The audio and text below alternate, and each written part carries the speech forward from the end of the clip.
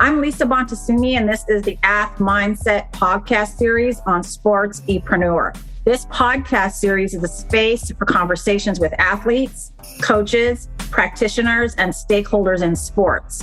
And it's where those individuals share their perspectives, experiences, and thoughts on mental health in sports. Eric Kazimoff of Sports-epreneur is generously hosting the AthMindset podcast series on his platform, as he deeply believes that these conversations are essential and deserve to be prioritized. This is the AthMindset podcast series on Sports-epreneur. Sports-epreneur, the content platform where sports, entrepreneurship, and mental health collide.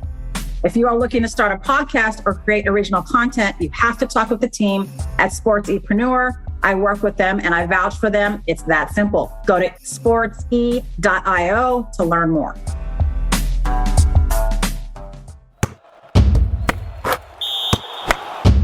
Thank you for taking the time. I know that you're a busy woman. I've told you this before, but I want to be public about it, that I really see you as a mentor and a role model in so many ways, not just in the profession, but just how you handle yourself in the world. I'm moved by it. I'm impressed by it. And I watch you, not in a weird way, but I watch you and I learn. So it's really, truly an honor and a privilege to have you here. We're connected on several different ways. I know we'll cover those ways today, but I'm just so happy you're here. Well, let me just say thank you for the kind words that you just shared and for the invitation to be here. Hearing those words is not something that I take lightly. So I appreciate you saying them, and I'm doing my best to receive them and not do them. But, I really do appreciate you sharing that. And it truly is, again, like I said, I'm excited about the conversation. I am excited that there are people in the space who look like us. And I am humbled and grateful that the work that I try to do and the way that I try to show up comes across in such a way that resonates with other folk. And so that is just a humbling moment. And so again, thank you so much for sharing that. No, thank you. Thank you. I know I'm kind of teary, so pardon me. Well, emotions are a part of the lived experience. Exactly. So I just want my listeners to know my voice is cracking because I'm emotional, and it's because it means a lot. It just does. I mean, Dr. Kensa, you're a leader in the field. You talk about and treat people from a sports psychological framework as well as a clinical framework. For my listeners, what is the difference? Is there a difference? And for athletes out there and parents potentially, but also for people who want to enter into the field, is there a difference and how do you differentiate it? So sports psychology is, the way I like to describe it is, sports psychology is an umbrella term that includes different professionals that work in the world of sport and work with athletes and performers. And so certainly by trade, I'm a licensed psychologist. And I'm also a certified mental performance consultant. And so in that, I say I work in the areas of both mental health and mental performance. And to answer your question, yes. Mental health and mental performance are separate fields. Are they related? Yes. Are they connected? Yes. Do they influence one another? Yes. Because if you think about, if you're healthy, that's going to influence how you perform. And sometimes how you perform can influence how you feel and what you think about yourself. So there's certainly a relationship between the two. When I think about mental health, by definition, mental health is a state of well-being in which we can reach our goals, we can connect with others, and we can be productive in society, right? So historically, I know when you say that phrase, mental health, people think illness, but it really is a state of well-being, right, in which you can function. Now, certainly, sometimes that state of well-being is one that includes illness. And so to keep it simple, when we think about mental health, it's about how we maintain our wellness and then how we restore ourselves when we may be in a place of illness.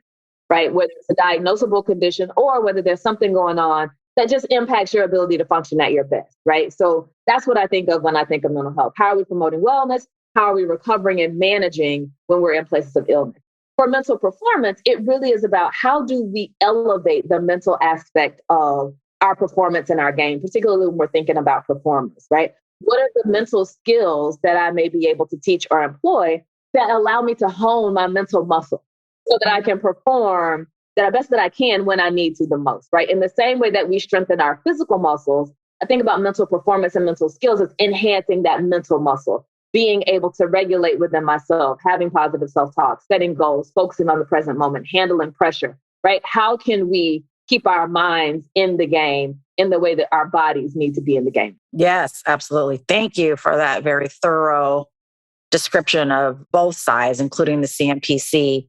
I mean, I remember a while back now, I reached out to you at the beginning of our relationship about like, hey, I've been a clinician for, over 20 years. I want to venture into the specific athlete zone. And we had a conversation about, can I do that with the LCSW that I have? Do I need more? What do you recommend? And I know that you had a clear answer for me around, well, and it was surprising and awesome was, well, what do you want to do? Right. What do you want to do? So I said, I want to support the athlete holistically. And so do you recommend that people who do that or want to do that need to be clinically trained and have the CMPC? Yeah, it goes back to that question of what do you want to do, right? So if somebody wants to be able to work in the area of athlete mental health and they also want to work in the areas of athlete mental performance, I think they do need to be trained in both. I think one of mistaken assumptions when it comes to the field of sports psychology is people hear that term and they think of it as a catch-all, when in fact it's a specialty area, right? So in the same way that someone may be a practicing clinician, right? If you've never had experience working with substance abuse or eating disorders, you may not take on that specialty because that's not in your realm of competence, right? You may not work with individuals who are presenting with that concern. I feel like working in the world of sport and athletics is similar in that way, right? In that there is a unique culture that exists within the world of sport and performance. There are theories and research that supports why we use different mental skills, why we employ them in different ways. There are theories of leadership and team dynamics and theories of thought, right? If we think about the different theoretical orientations that one might use in their sports psychology work. So does that mean you need to have a complete degree in both? Not necessarily, but you do need to be trained in both areas because again, sports psych is not a catch-all, it's a specialty area. And so it requires those who have that specialized training in order to be the most effective in the space.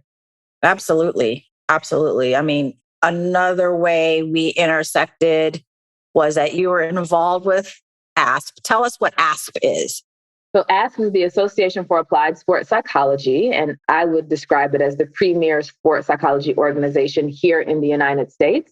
And we also have international members that are a part of our association as well. Which is amazing. And I know that you were active. And then in the midst of the years 2020 and 2021, you were the president of AASP and now the immediate past president of AASP. Yes. What did you learn as the president from that experience representing Black women, being the first Black woman to hold the presidency in that esteemed organization? What did you learn and what do you think was your biggest gift to that organization? Oh, that's a great question. So I think the first thing that comes to mind is that it was really a milestone moment for me because I had been a part of AASP when I was a graduate student and had actually stepped away from the association at one point because I didn't see myself reflected as much as I would have expected to see that. And I didn't know if there was truly a place for me in the association, right? I questioned whether or not sports psych was the field for me, and I questioned whether or not AASP could be my professional home. And so I stepped away from the association for about 8 years, from the years of 2004 to 2012. So when I made the decision to come back, I made a commitment to myself. And I said, if I choose to come back, I'm going to be involved and not just be someone who is critiquing from the sidelines, but I'm actually going to be involved and try to make a change. And so my re-involvement with AASP began in 2012, and it kind of culminated, if you will, in me being elected to the role of president. And it really was a milestone for me because I'd had such a conflicted history with the association in terms of not feeling like there was place for me. And now I find myself in the role of being the first Black person to serve the organization. So it felt like a full circle moment. It felt like a moment of potential growth for the association. It felt like a moment of growth for me to even step out and put my name in the hat, to even think that I might have a chance at being in this position. And I also think it was very humbling and very rewarding to feel like my colleagues and peers saw me as someone who they were willing to elect to this role, because it is an elected position. And so I felt like it was a huge statement from my peers and from the sports site community that they trusted me in this role. And so that was a huge moment for me. What I learned is that leadership is challenging. And you may have these ideas about what you want to do, where you want the association to go, how you want the association to move, but you have to be willing to meet people where they are and kind of help bring them along, as opposed to just steamrolling and bulldozing any situation, right? And you have to be willing to compromise, and progress may move slower than you would like for it to move, but you have to be able to recognize the progress that is being made, and you have to be willing to endure and persevere, because it's challenging, and there are challenges seen and unforeseen that may come up and may make it difficult to lead. But I think I learned that endurance and perseverance are really essential. I also learned that having good people around you makes leadership easier, if not a lot easier. And so I was very grateful for those who served on the board at the time that I was president, and all of the other leaders in the association that volunteer their time. I learned that leadership is, one person may hold a title, but it takes a lot of people to lead together. Absolutely. Absolutely. I think it has to be. And I appreciate, your journey, which sounds very personal and professional at the same time, with AASP and kind of where you were and where you are still. I mean, I started getting active when I saw you there. Like when I saw just you, a Black woman there, and have to have been esteemed and supported to get there, because it is an elected position. I'm like, oh, this organization must be about something if they have her there. I was surprised actually by the amount of people that reached out to say that seeing you as a Black woman, as the president of this association, like touched them or meant something to them in some way. Like I really was surprised by that. But I think it just speaks to the point of representation being so powerful, and representation not being the only thing that's needed, right? But when you see someone who looks like you in certain roles and positions and places and stations, that really does open up your eyes and maybe expand your belief around the possibilities of what may be or what could be true for you, right? It just widens the idea of what's possible. And so I was grateful for that part of the experience as well. Representation and quality representation. Right. It made me more curious about what is really AASP about, because I already knew what you were about. And so if they're going to uplift you and put you in this position and actually work to support you to retain the position and do good work, that's something for me to take a closer look at. So I really appreciate it. I mean, I think the other thing we have in common is leadership, community involvement, service. We're both members of Delta Sigma Theta Sorority Incorporated. We are. Our beloved sisterhood, another reason why we are connected. You continue to help me grow as a person in our discussion about myself being of Filipino and white heritage and being a member of a predominantly Black organization, which is changing and evolving as the years go on, and how to represent that. So I thank you again for the words, the time, the mirroring. It really comes down to, at a time where my Filipino people and my Caucasian people couldn't really see me for who I was. And that happens. And that didn't love me in the way I wanted to be loved at that time of my life. Black people in the Black community showed up for me. And I will always have a big piece of my heart committed to Black people and Black communities in visibility and uplift. And so we share that. And that really, knowing I have an ally and a sister in that is just amazing. Amazing. It means a lot. Thank you for sharing that, because I think that's powerful. Like, it's powerful because that reflects the experience that you've had, right? And I know we talk a lot, especially in the last couple of years, there's been a lot of discussion about diversity, equity, and inclusion. And I think that all of those things are vitally important. And as we think about sport spaces and sport environments and organizations and teams and who's represented and reflected in different spaces, I think we do need to be conscious of diversity, equity, and inclusion. But I think that the diversity that's represented, the equity that exists, and the inclusivity that characterizes the environment are really outcomes, right? Like, the way to create those things are to have spaces that are characterized by respect and openness and cultural humility, right? Spaces that honor folks' lived experiences and allow room for people to be who they are in their cultural differences, in their cultural similarities, in their different lived experiences, right? I think we have to create spaces that cultivate diversity, equity, and inclusion being the products of the space. And that, like I said, that comes from creating spaces that are characterized by respect. And again, I say humility. Yeah. And that willingness to hold others in the fullness of who they are. Absolutely. Absolutely. And now where I'm at, full circle almost, I mean, never arrive, but like I have the benefit of the experiences I have as a multiracial person, a multicultural person, bringing the Caucasian experience, the Filipino experience, and the sort of cultural love and sisterhood in Delta. The Black experience is something that I will always give to and nurture and pour into. Speaking of that, we're talking today, it's Black Heritage Month.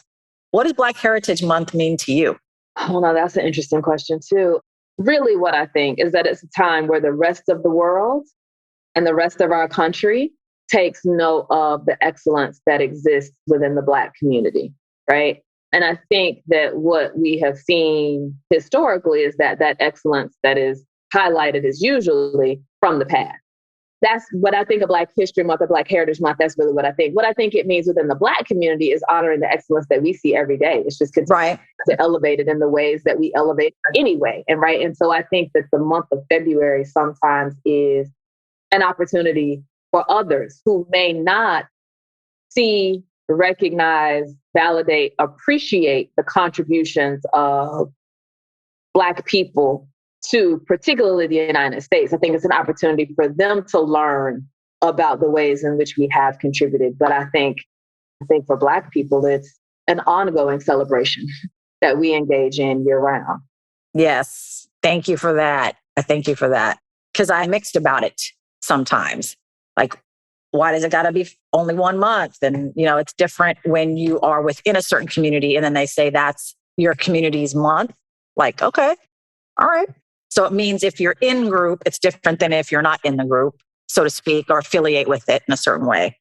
So I appreciate that. Tell me about some of the work you're doing now in sports psychology and clinical sports psychology. What athletes are you working with? We're in the Winter Olympics right now. Football season's ending. I know you work with teams, coaches, and athletes. Like, what are you finding are some of the themes in the work that you're doing right now? So some of the places where I'm working right now, I still have my private practice here in Atlanta. So I still see individual clients through my practice, but I do also have the opportunity to work with and consult with teams.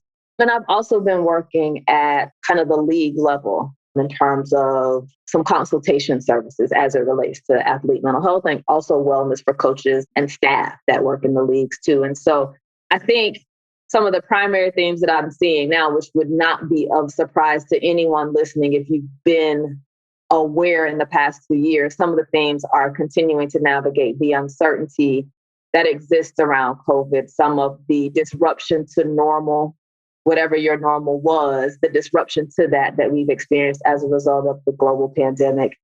And also thinking about the issues around social justice and creating more inclusive and equitable spaces, like having those conversations as well, particularly at the team and organizational levels, right? Like, how do we manage feeling burned out, feeling overwhelmed? How do we see the opportunities in this moment when all it feels like is challenge, right? So those are some of the conversations that I've been having.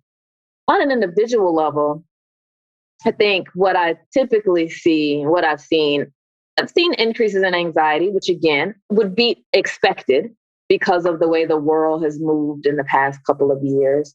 But I think I don't want to overlook the fact that what I've also seen is people recognizing the ways in which they have strength that they may not have recognized that they had before.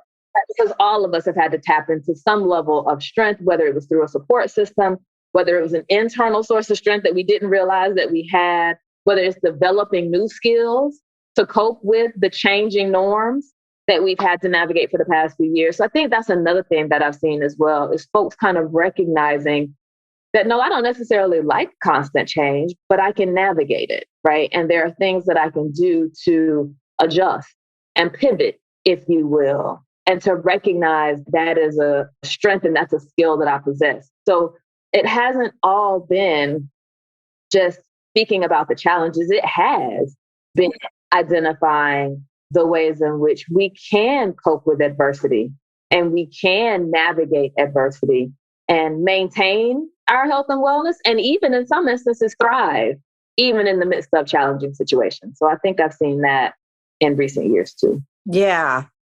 People feel guilty when they're able to talk about, and they choose their words carefully about, oh, well, the pandemic has actually been good for me. Mm-hmm.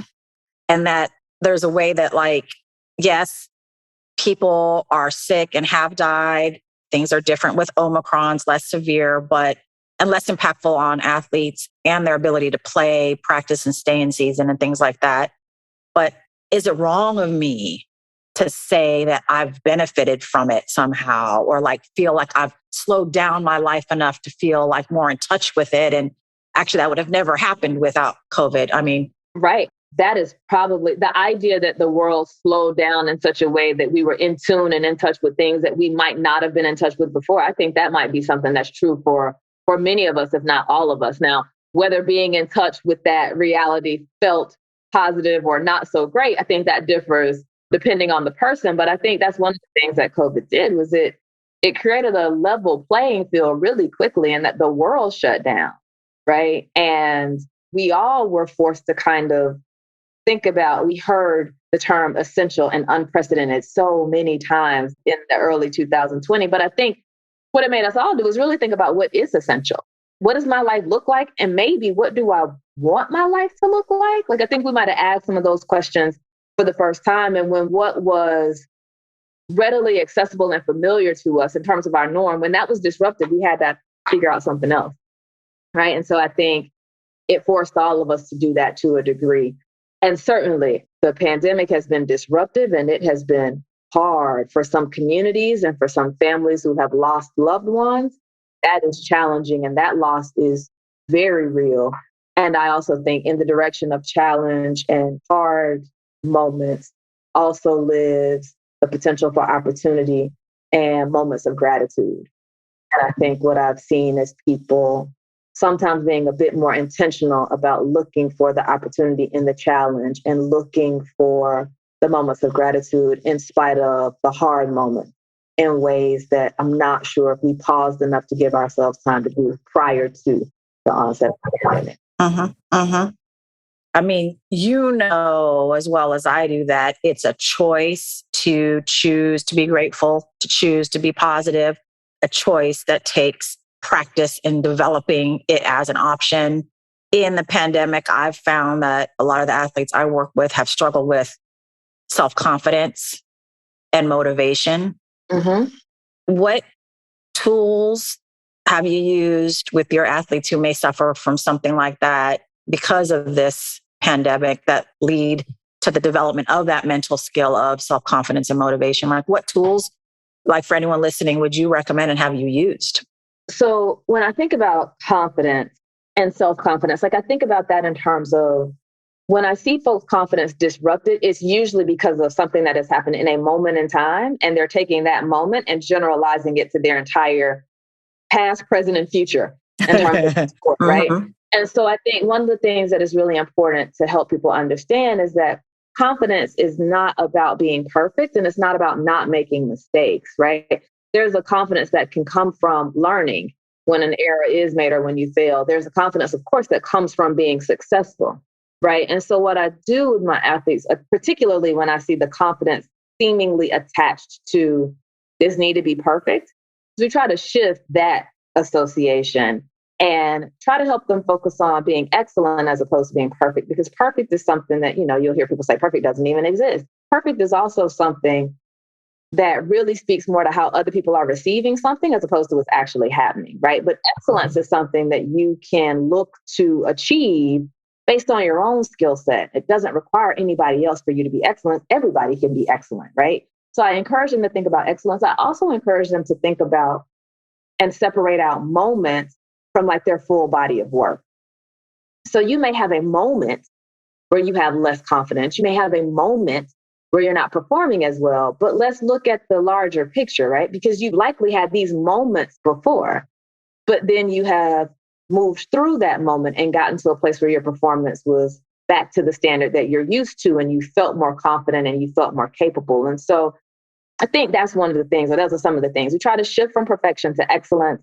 We certainly try to help them understand that moments don't define them, right? And to help them recall the moments where they have been confident and the previous moments where they worked through a slump, if you will, and just try to help them keep those things in perspective and to understand and kind of rework failure as a part of the success journey, as opposed to something that gets in the way of them being good or being able to have confidence. Mm-hmm. I appreciate it. I think so many times, especially the younger elite athletes, feel like have to be perfect, and depending on the sport. But I think it's every level and every sport that happens.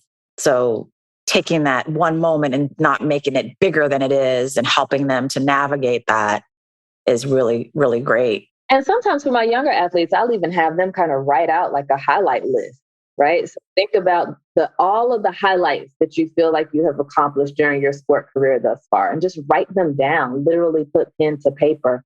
Or I guess if you want to use the note section in your phone, you can, but really write them down, because as human beings, we have a tendency to magnify the negative and to completely discard those positive moments or those accomplishments. Like we wash them away and say, oh, well, I just did what I was supposed to do, so I can't really hold on to that as an accomplishment. But if we make a mistake, we hold on to it to infinity and beyond. Right. And so really try to help them connect with their highlights and the moments where they have accomplished things, and to help them understand you can learn something from those moments when things don't go well. You can also learn something from the moments when they do go well. And your task is to hold both, right? To hold neither of them for too long, be able to hold both, right? Mm-hmm. No, I get it. It's funny you said maybe it's the note sections in your phone, but because like a lot of my younger teen athletes are like, I'm like, you can, but these are the benefits of writing it down, pen to paper. Correct. Research shows that like sticks with you a little bit more, and there's no sort of device in between you and your process to help you get as connected as possible. How do you see the future of mental health in sports? The discussions, the prioritization, however you define it. In my ideal world, I see it continuing to grow and it continuing to become just a part of the standard conversation when we talk about performance and when we talk about well-being and when we talk about the type of resources and support that need to be made available to athletes. My hope is that it becomes a part of the conversation in the same way that athletic training and strength and conditioning and nutrition is a part of the conversation, that we understand that taking care of one from a mental, emotional, and psychological standpoint is really just a part of taking care of their health, right? And if we're not attending to that, we're missing a huge part of the person that really does influence and contributes to their ability to function in their lives and also function in their sport. And I think the way we got to this point in the conversation, I think, was because the athletes themselves initiated discussions and courageously shared their story about mental health and mental illness. And I think it was their courageously stepping out and sharing that, which essentially translated to a demand for us to see them as people and not just performers, for us to think about how we are providing resources to take care of their health, not just to enhance their performance, right? To understand that both are important and we need to really attend to both. So my hope is that through the stories that have been shared and through the athletes really asking us to see them as people, that we will continue to provide resources and support for the person of the athlete. Because my belief is if you have a healthy person, you stand a better chance of having a healthy performer. I just hope we continue, really for me, I hope we continue to humanize this conversation, right? I know we need to continue to educate and increase awareness and destigmatize, but my hope is also that we humanize it as well. And that it's not just reduced to signs and symptoms or diagnoses or coping strategies, but it really is about how do we honor the lived experience of people and how do we create spaces where they can show up as they are in the fullness of who they are and thrive. Absolutely. Absolutely. The full human and all its multi-dimensions and uniqueness to each human, how they express their identities and show up. Yep. All of that.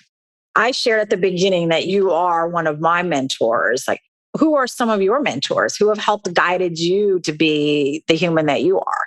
Yeah, my first mentors, I would have to say, are my parents. They were both educators, and they really instilled a work ethic. They instilled a level of esteem and confidence in myself.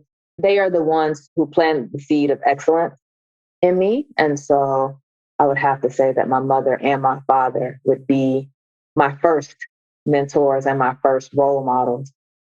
In the field of sports psychology, I would say Margaret Otley is somebody that I saw from afar. When I was a graduate student, she was one of the few Black women that I saw in the space. And I continued to see her over the years. And so watching her stamina in a field and watching just the evolution of her work was really inspiring to me. And also, I would say one of my mentors, and she's a peer, but I also see her as a mentor, is Dr. Wendy Balabi. She is based in Chicago. And we were actually in graduate school together. Wendy was a year ahead of me, but I learned so much from seeing her example as well. And we are still very good friends to this day. And so she's definitely someone, particularly in this space, that I saw and that reminded me of what was possible when it felt like there weren't many opportunities and there was not much space available. And so those are two that come up for me within the field of sports psychology. I appreciate it. I appreciate you mentioning your parents and these colleagues, esteemed colleagues, role models. But you know what? I would also say, let me say maybe one or two more. I also think that I learn a lot from the people that I work with.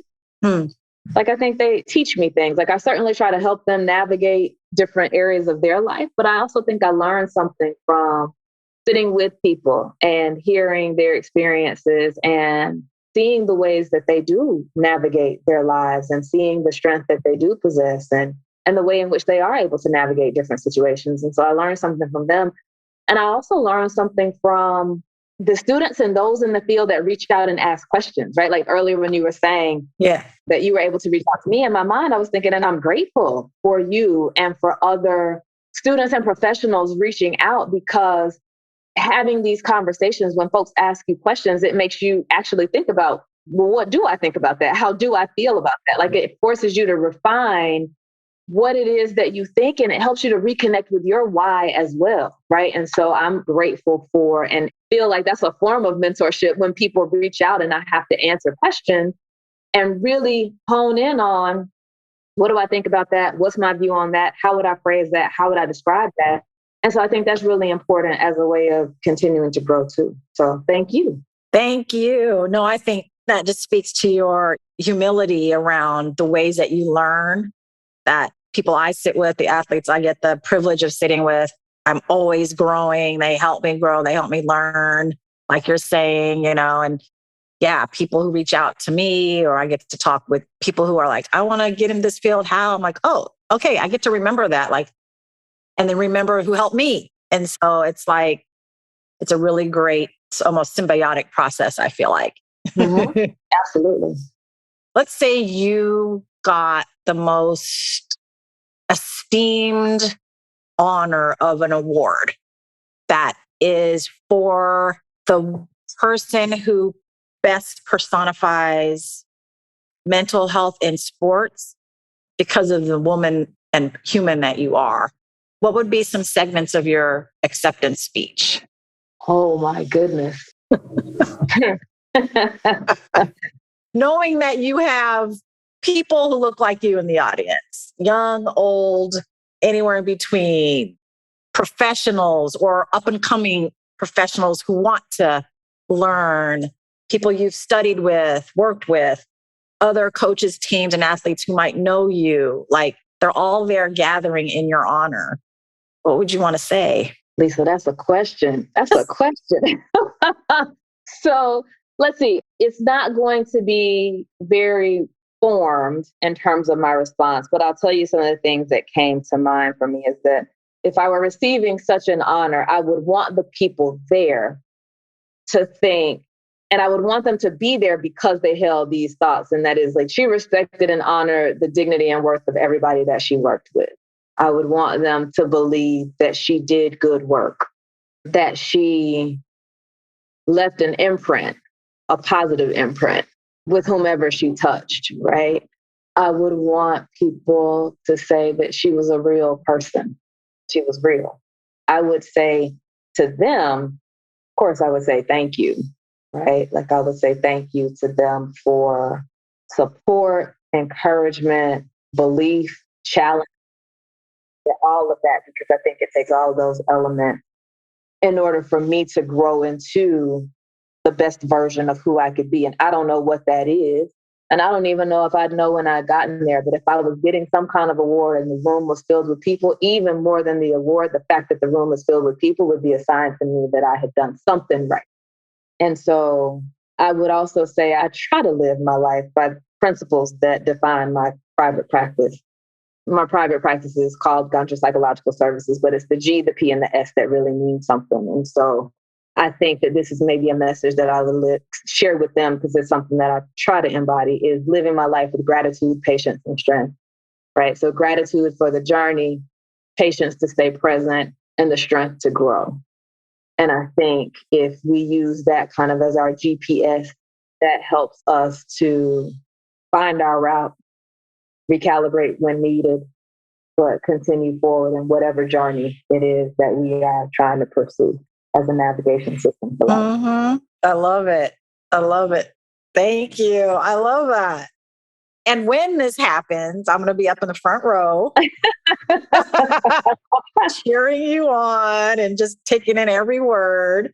Oh, thank you. I just appreciate the thought that you put into that. I know that was just a question that I thought of in the moment, and it just kind of was a product of our time together. And I just threw it out there and just love just the organicity and just the sort of spontaneity, what can come from a question like that. That's a great question. And truly, it's like, who even knows, right? Like, again, it's sometimes hard to think of yourself as being in that spot, but I appreciate the question, right? Once again, it makes me think what I want to share as a message. And I think the GPS would probably be the biggest message that I would want to share with them. I love it. I love it. GPS. Yes. Gratitude, purpose. Patience to stay present, and strength to grow. I love it. I love it. I love it. Well, thank you so much. I know I've asked you many, many, many questions. Is there anything you want to make sure that you share or say or uplift in this moment? I can give you the mic fully and give you the opportunity to highlight anything or anyone or any cause that you'd like here before we end. Yeah, I want to say congratulations to you on having this podcast. I remember when we first met and you were entering into the field and trying to find your way. And so to see you now in a position with a podcast, elevating the field, but also elevating professionals in the space, I think that's remarkable. So I just say thank you. Thank you. Thank you. I appreciate it. And I also say congratulations, because we need folks who are passionate about the field, and we need folks who are passionate about the work to be those ambassadors for what sports psych is and what it could be. And so it's just really fantastic to have seen your growth even over the past few years. So I appreciate the continued connection and wish you all the best as you continue to move in this space as well. Thank you so much. I think one thing that I probably would also say is I know that the field of sports psychology has historically been dominated by white males, but I would encourage anybody who's interested in the field to know that there's diversity within the professionals as well. I know we think of sport as being a very diverse space. So I would also say that the field of sports psychology is diverse, and to understand that there is room in this field if you have a passion for working with people and want to work in the area of sport and performance. And so, again, like I said, I know that sometimes it may be hard to see folks that look like you. It may be hard to find them, but we're here. And so I just encourage folks that if you are interested, pursue your path and find the people who you can connect with, who can support you, and move forward in this journey for yourself.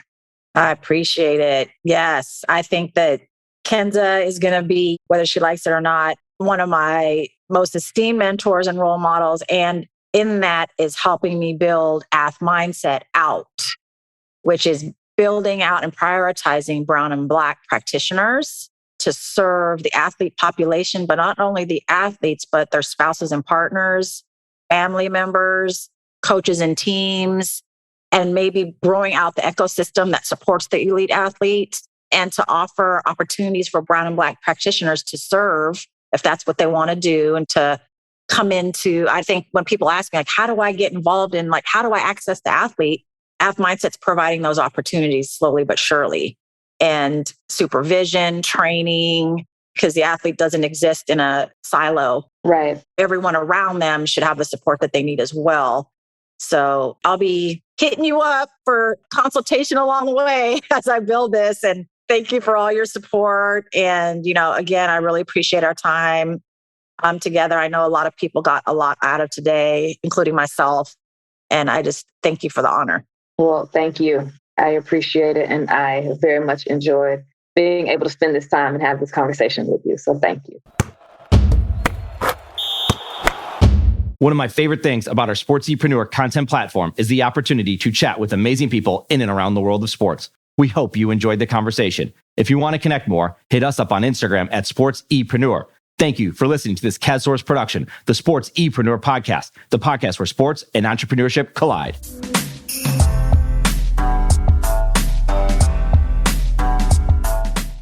Sportsepreneur is a content platform, a collaborative team, and a marketing brand that is all about showcasing leaders and difference makers in and around the world of sports. While we create our own content, we also create content with you. This includes collaborative content and exclusive content for your brand. Think podcasts, blogs, social media, and overall content strategy. Our sports content marketing team is specifically niche for those in the sports industry. That includes sports businesses, athletes, managers, coaches, trainers, entrepreneurs, and business leaders in the sports market. The bottom line is we want to help with your sports-related brand, your content marketing, and your story. Connect with us on Instagram at Sportsepreneur or find us online at sportsepreneur.com. Sportsepreneur, the content platform where sports and entrepreneurship collide.